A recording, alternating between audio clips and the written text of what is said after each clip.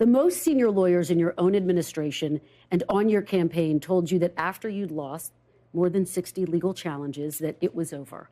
Why did you ignore them and decide to listen to a new outside group? Because I didn't respect them. You'd hired lawyers, them. Sure, but that doesn't mean, you hire them, you never met these people, you get a recommendation, they turn out to be rhinos or they turn out to be not so good.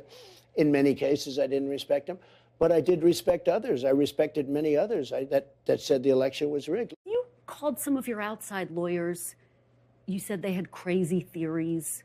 Why were you listening to them? Were you listening to them because they were telling you what you wanted to hear? You know who I listened to myself? I saw what happened. I watched that election, and I thought the election was over at 10 o'clock in the evening. You were listening to your instincts. My instincts are a big part of it. That's been the thing that's gotten me to where I am, my instincts. But I also listen to people. There are many lawyers. I could give you many books.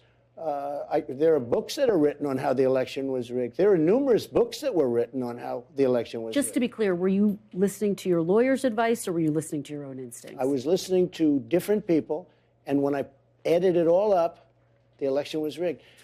There are books that are written. Were you calling the shots, though? In fact, Molly Hemingway wrote a great book. But were you calling Rigged. the shots ultimately? Excuse me. Molly Hemingway, who's highly respected and great, she wrote a book, a best-selling book called Rigged. Were you calling the shots, though, Mr. President, ultimately? As to whether or not I believed it was rigged, oh, sure. It was my decision, but I listened to some people. Some people said that.